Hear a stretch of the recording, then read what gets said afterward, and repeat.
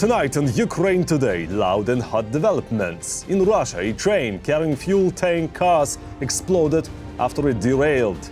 Could Ukraine's defense forces be involved? The Flamingo effect, the aftermath of a Ukrainian strike on the infrastructure of the Kapustin Yar military range, the place from where Russia launches its Oreshnik missile. Losses of Ukraine's defense forces. What number did President Zelenskyy name in his interview with France 2? Talks in Abu Dhabi. What did representatives of Ukraine, the United States and Russia agree on? Will there be new meetings? All this and more right now. Hello, I'm Volodymyr Rabchun and this is Ukraine Today. Please subscribe, hit the like button and let's get to the news. Let's start with loud and hot developments in Russia's Tambov region. A train with fuel tank cars exploded there after it derailed. Around 30 rail cars were damaged. Details are still being clarified. Could Ukraine's defense forces be involved? I wouldn't rule it out. Ukraine's general staff has confirmed that Flamingo missiles hit the infrastructure of the Kapustin Yar military range. This is where Russia launches its Oreshnik missile from. Several buildings at the site were damaged. Part of the personnel was evacuated. Next, a closer look at what is happening on the front line right now. Russian military vehicles are entering the outskirts of Pokrovsk. This video is from the southern part of the city, where the occupying forces are advancing. Equipment is being brought in for this purpose. The enemy is also actively saturating the area with electronic intelligence assets. Additionally, the Russians are deploying UAV operators who have effectively established fire control over the supply routes between Pokrovsk and Mirnograd. The Ukrainian armed forces continue to hold the northern outskirts of Pokrovsk, but carrying out combat missions in the city has become significantly more difficult. The situation in neighboring Mirnograd is now critical. This is all due to the constant intense pressure from the occupiers. The city is under continuous shelling by Russian artillery. And the actions of Ukrainian drone operators are limited due to enemy raids into the rear through the city of Rodinsk. The enemy is conducting raids into the rear through Rodinsk, attacking the positions of our pilots. The city of Mirnograd itself is under constant fire control by the enemy, as is all logistics, making any movement there more difficult. However, there is no order from the higher military command to withdraw from Mirnograd. The occupiers cannot drive the Ukrainian armed forces out of the Pokrovsk-Mirnograd agglomeration, so they are focusing their efforts on cutting off logistical routes in the area of Hrishin and Rodinsk. The enemy understands, their leadership understands that the resilience of our defense under extremely difficult conditions. Ultimately, in addition to the professionalism and, let's say, motivation of our defenders, everything there is also determined by how long the logistics for the units of the Ukrainian Defense Forces can continue to function. And that's why lately they've been focusing on cutting them off, these routes, and that means fighting for those settlements through which or near which these routes pass, namely Rodinsk in the northwest and Hrishin. The Pokrovsk direction remains one of the hottest spots on the front. The Russian occupation army has been trying to capture Pokrovsk and Mirnograd for 18 months now. For a long time now, Russian forces have been unable to take the city either. Kupyansk in the Kharkiv region. Despite loud statements about the so-called liberation of the city, Russian soldiers are simply dying there in huge numbers. Right now we need your help. We urgently need body bags to evacuate the guys from the Kupyansk direction. Thank you so much. Thanks to you, we are moving forward. Also without success. For a long time now, the Russian command has been sending soldiers just to plant flags. To Kupyansk Uzlovoy. Several times already, Ukrainian armed forces fighters have recorded videos from the city and refuted its capture. Ukrainian Armed Forces Battalion Commander Roman Kovalev wrote that every day his unit captures Russian soldiers with tricolor flags. And he has a huge number of these captured flags. Apparently, Gerasimov's plan is to supply our battalion with a stockpile of tricolor rags for the next 100 years. Dear flag planters, stop this pointless performance, because at this rate, we'll soon be able to hold a parade of captured flags in Kupyansk Uzlovoy. It seems that the command of the Zapad group currently doesn't have the resources to capture Kupyansk Uzlovoy. The main problem is the lack of personnel, and not just in this direction. The number of new contract soldiers does not make up for the occupiers' losses. The inflow into the armed forces of the Russian Federation, sometimes they reached up to 60,000 per month. Now it's 35,000 for the past month, who from our side were eliminated during the same period. So this is the kind of balance that doesn't allow for the formation of reserves in the future, although some of the old ones still remain for now. As for In January, Russian forces managed to capture about 240 square kilometers of Ukrainian territory. These are the lowest figures in 6 months of fighting. This points to an acute shortage of personnel, which the Russian army is losing in unsuccessful attacks. Over the past 24 hours, Russia has lost at least 770 occupiers killed and wounded. That brings Russia's total losses since the start of the full-scale invasion to 1,243,840 troops. In addition, over the last day, Ukraine's defense forces destroyed 5 Russian tanks, 4 armored combat vehicles, 60 artillery systems and dozens of other pieces of enemy military equipment. It is interesting to watch how the Kremlin tries to hide Russia's massive losses. Even the American Center for Strategic and International Studies, CSIS, is now talking about them. Taking a possible margin of error into account, their numbers are close to those published by Ukraine's General Staff, around 1,200,000 losses. Meanwhile, the so-called spokesperson of the so-called President of Russia, Dmitry Peskov, urges Russians not to believe these figures and to rely only on information from the so-called Ministry of Defense.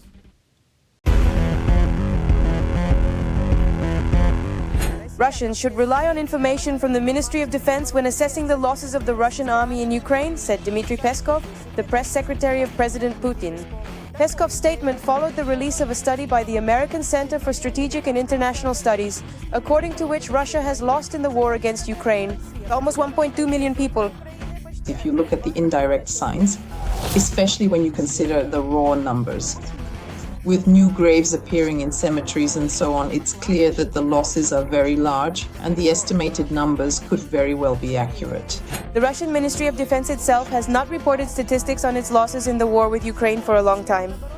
The undeniable fact of the matter is that Russia quite deliberately and with clear intent does not keep any formal records of these events.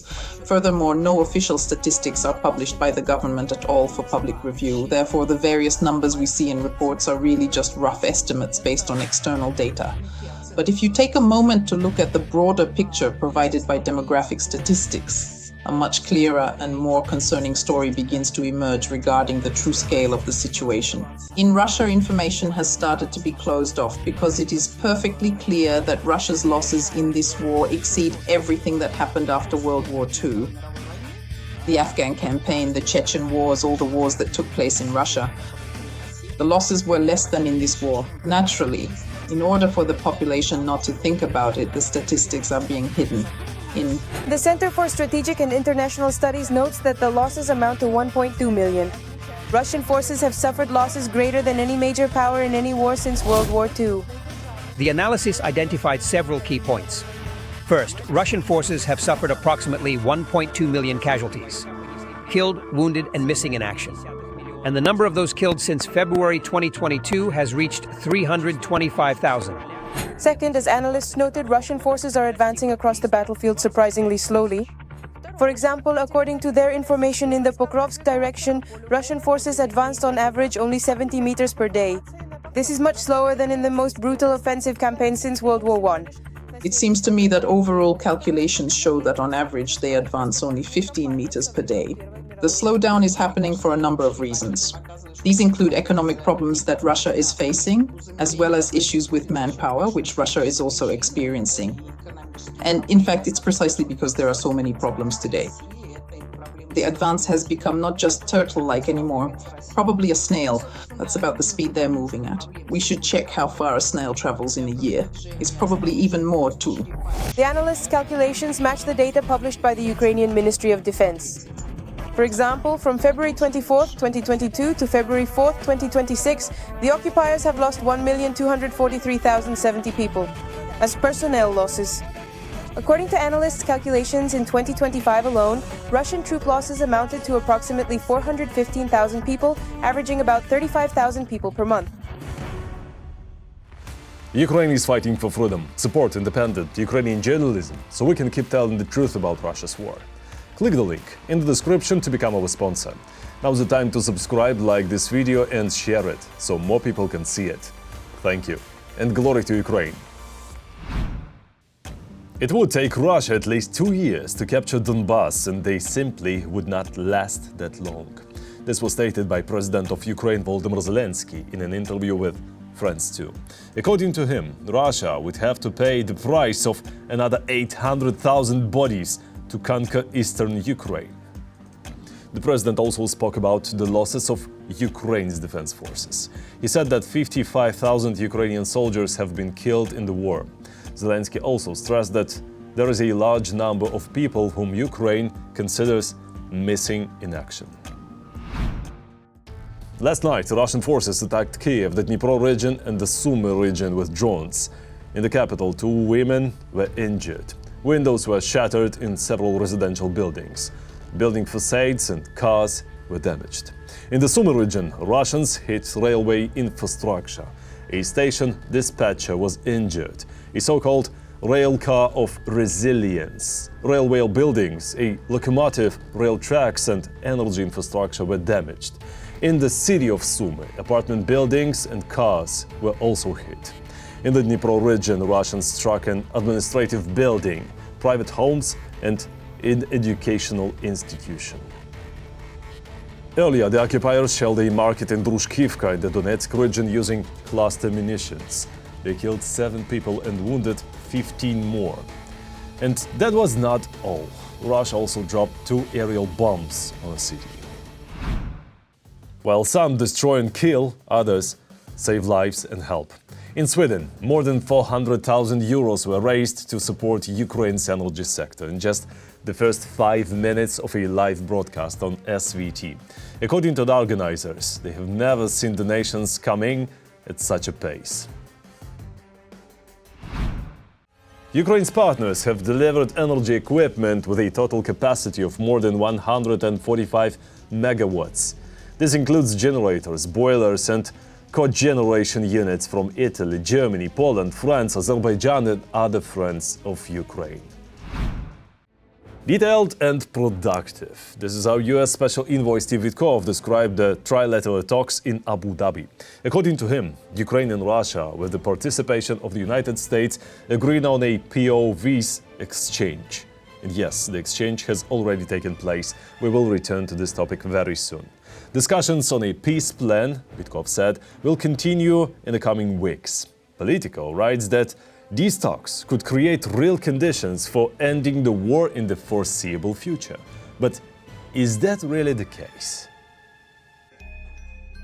The second round of negotiations has begun in Abu Dhabi, the capital of the United Arab Emirates. The meeting is being held in a trilateral format. According to the organizers, the meeting is intended to be a continuation of the previous consultations that took place at the end of January. All actions of the Ukrainian delegation are carried out in accordance with the clear directives of President Volodymyr Zelenskyy and are aimed at achieving a just and lasting peace. The negotiation process began in a trilateral format: Ukraine, the United States, and Russia. Next, work will continue in separate groups by area, after which a joint synchronization of positions is planned again. This round is seen as an attempt to shift the dialogue from the political sphere to a more substantive one, with discussions of specific mechanisms for ending hostilities. However, despite diplomatic contacts, the situation on the ground remains fundamentally different. Ukrainian President Volodymyr Zelenskyy accused Russia of violating the so-called energy truce, which was declared at the request of the United States. This refers to an agreement to refrain from strikes on energy and critical infrastructure during a period of extreme cold. According to Zelenskyy, the request of US President Donald Trump was ignored. They are showing Trump that they have the upper hand in the war. They are taking full advantage of this. They are demonstrating to Trump that Putin has trump cards in the war against Ukraine and therefore Ukraine should make concessions. The so-called energy truce began on the night of January 29th. However, already on the night of February 3rd, according to the Ukrainian side, Russia violated its commitments by launching a massive strike on Ukrainian territory. The president emphasized that the attack was carried out during the coldest period of this winter, when temperatures in several regions dropped below -20 degrees. According to him, Russia used the diplomatic pause not to seek solutions, but to stockpile missiles and prepare for a strike. There needs to be an official agreement on an energy truce. Since Putin and Trump have at least agreed for a while, then let's formalize it. Now, for a longer period of time and with the possibility of extension, this precedent should be used, and at the same time, it needs to be clearly documented. In order for such a truce to actually work, and not just be some kind of informational or political topic without any real legal confirmation, if Russia refuses even to negotiate about an energy truce, it will mean that the current talks in Abu Dhabi lose their meaning. They will inevitably reach a dead end, because Russia is not ready to demonstrate a willingness to de-escalate. On the night of February 3rd, 71 missiles and about 450 drones were launched at Ukraine. On the night of February 3rd, 71 missiles and about 450 drones were launched at Ukraine. Zelenskyy stated that such actions indicate there has been no change in Moscow's position and that it is betting solely on continuing the war. In this regard, the work of the Ukrainian delegation at the negotiations in Abu Dhabi was adjusted. I know, it was Sunday. From Sunday to Sunday, and everything opened up, and he hit them hard last night. No, he agreed and kept his word. Once again, Trump believed Putin. Once again, we are dealing with manipulation. Once again, Trump believed Putin. Once again, we are dealing with manipulation. On the part of Russia, I think that he will continue to observe the negotiations well and continue the same line he has been following. That is pressure on the one hand there is mounting pressure on the Russian side through all these international oil sanctions, specifically targeting the so-called grey tanker fleet, and through various global companies that are currently operating under heavy sanctions. Russian ones, through pressure on India. He also very cheerfully reported that he achieved India's promise to stop buying Russian oil. So he will most likely continue to move in this direction. Against this backdrop, analysts note that the current round of negotiations is initially being viewed without inflated expectations. According to media reports, the discussion is mainly about technical aspects: troop disengagement, monitoring of ceasefires, creation of control mechanisms. No political breakthrough is expected from the meeting. They are trying to insist on the so-called territorial issue, which is actually a dead end and for which there is no solution. Meanwhile, across the ocean, calls to increase military pressure on the Kremlin are growing louder. Republican Senator Lindsey Graham personally appealed to Donald Trump, urging him to begin supplying Ukraine with cruise missiles Tomahawk. According to Graham, the current measures taken against the Russian dictator are not yielding results. He emphasized that diplomatic pressure without a real strengthening of Ukraine's military capabilities does not change Moscow's behavior. And now the main question arises: is this really about seeking a path to peace, or is it just another attempt to buy time without changing the essence of the war? Exchange completed. 157 Ukrainian soldiers have returned home, along with civilians. Most of them had been in captivity since 2022. I should note that there had been no exchanges for more than 4 months. The EU Council has approved the details of a 90 billion euro loan for Ukraine. 60 billion euros will go toward military assistance. Another 30 billion will be used for general budget support. Interest of the loan will be paid from the EU budget. Weapons procurement will be mostly carried out from manufacturers in Ukraine and the European Union in urgent cases from other countries.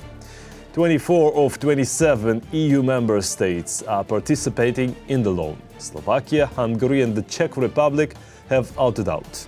The agreement still needs approval by the European Parliament, which diplomats say should happen in the coming weeks.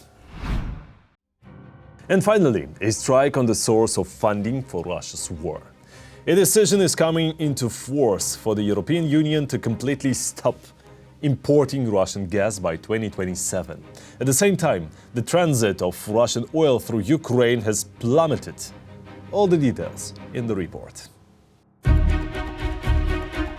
The European Union will implement the adopted legislation on a complete EU ban on Russian gas in 2027.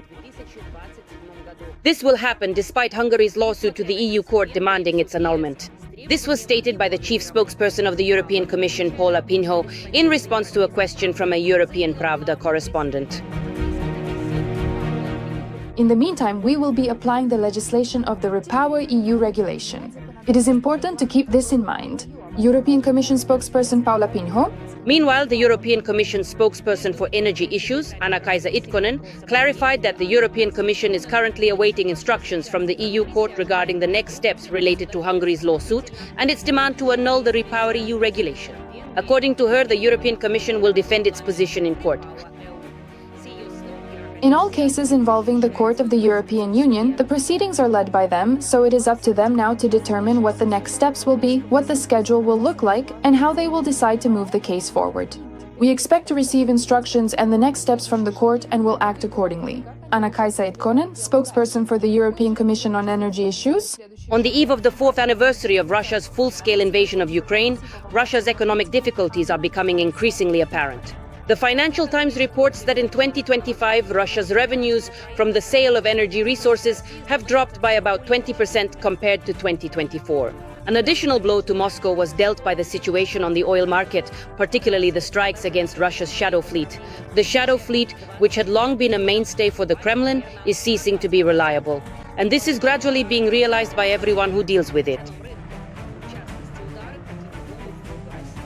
Any actions aimed against the Russian shadow fleet against Russian oil exports are important steps toward ending the war, since it is oil that provides Russia with the bulk of its revenue. It is through the Baltic Sea that Russia exports more than 60% of its crude oil, and together with the Black Sea, this accounts for 80%. So it's no surprise that in 2025, Russia tripled the number of its military maneuvers there. Speaking at the World Economic Forum in Davos at the end of January this year, Volodymyr Zelenskyy called on Europe to follow the American example and stop the tankers of the Russian shadow fleet. The efforts that were made in this direction until recently were clearly insufficient. That is, on the one hand, sanctions and restrictions were seemingly imposed, but nevertheless, Russia continued to calmly sell oil. Yes, at a discount. Yes, at a lower price. But there was still enough money to continue the war. Until recently, the most effective sanctions were imposed by Ukraine itself, the SBU, by attacking tankers of the Russian shadow fleet in the Black Sea. Naturally, if, for example, the Mediterranean and Baltic seas were blocked for Russian oil exports via the so-called shadow fleet, and all the shadow fleet tankers are known and listed, then of course this would undermine Russia's ability to continue the war and would force Russia to come to the negotiating table. But unfortunately, Ukraine's Western partners are not capable of this. The main importers of Russian crude oil remain China, India, and Turkey.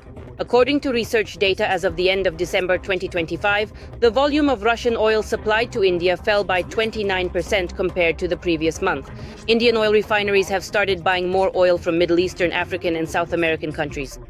US President Donald Trump stated that Indian Prime Minister Narendra Modi, in a conversation with him, agreed to stop purchasing Russian oil. The head of the White House reported that Washington and Delhi have agreed on a deal that involves lifting the increased American tariffs.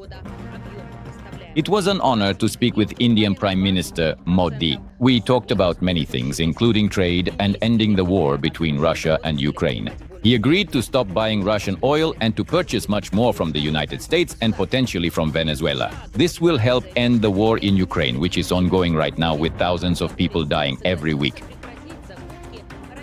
For his part, Volodymyr Zelenskyy signed a decree that, among other things, imposes restrictions on companies from Russia, Vietnam, and the UAE that own or operate tankers exporting Russian oil. As of December 2025, after the EU sanctioned another 41 vessels, the blacklist of Russian tankers had grown to almost 600. In total, according to various estimates, Russia's shadow fleet numbers 940,400 vessels. But that's not all. Meanwhile, the volume of Russian oil transit through Ukraine in 2025 fell to a historic low. This is evidenced by data from the specialized publication Expro. The article states that compared to 2024, the volume of oil transported through the southern branch of the Druzhba pipeline decreased by 14%. Two main factors influence this trend. The first is the Czech Republic's refusal to buy oil from Russia. In March 2025, the country completely stopped purchasing Russian crude oil. As a result, transit to the Czech Republic for the year amounted to only 500,000 tons, which is 5 times less than the previous year's figures. And the second factor is strikes on infrastructure. In 2025, 9,700,000 tons of Russian oil were processed. This is the lowest figure at least since 2014. Bild writes that Russia's revenues from energy resources in 2026 are expected to make up only 22% of all budget income. Negative trends in the Russian economy are intensifying, and the state is finding it increasingly difficult to smooth them out. The sector suffering the most is Russia's key industry, oil exports. So, over there in Russia, don't get too comfortable. This is just the beginning. There's more to come. That's all for today. Thanks for watching. Thank you for your support. Strength to Ukraine's defenders. Glory to Ukraine. Don't forget to like, subscribe, comment and share. See you next time.